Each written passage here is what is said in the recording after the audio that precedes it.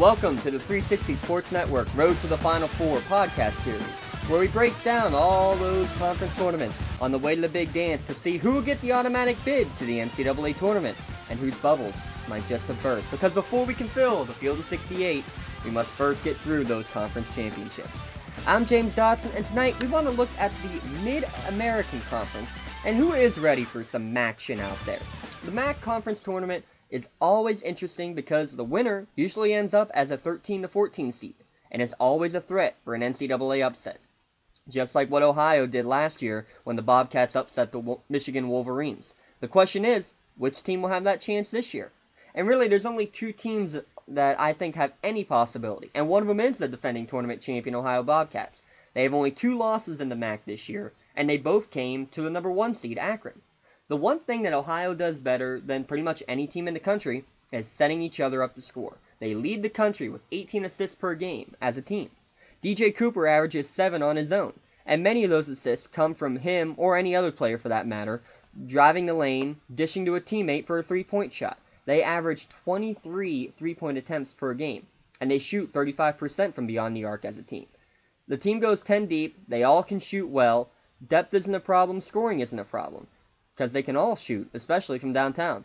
They're that prototypical mid-major team. It's an upset special in the making, just like they were last year. The question is, can they make it to the tournament at all? The top seed Akron Zips have a great opportunity ahead of them, to be honest. They've won 19 straight games this year. However, the Zips did lose 2 out of their last 3.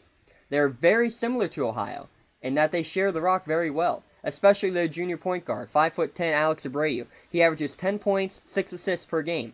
However, the Zips will be without Abreu for the rest of the season. He was suspended after being charged for felony marijuana possession and distribution.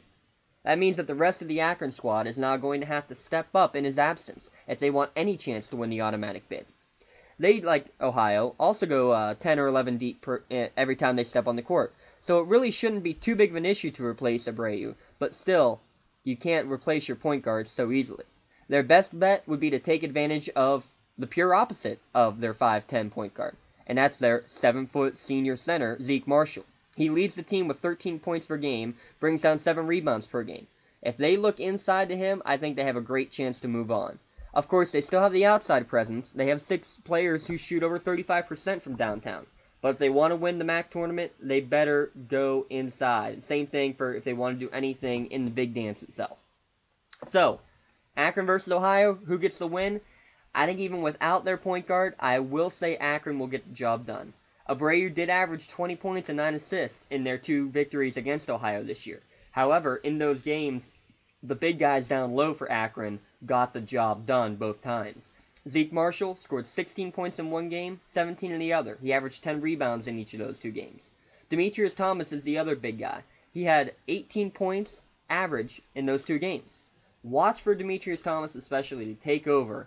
I think in the absence of Abreu, he will be the guy to step up, and I think Akron still gets that automatic bid.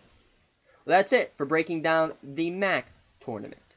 Follow us on Twitter at 3S Network, and keep tabs at 360sportsnetwork.com for all of the Road to the Final Four conference tournament breakdowns, and stay tuned as we help fill your bracket and make it be the very best they can be, so you too can win your office.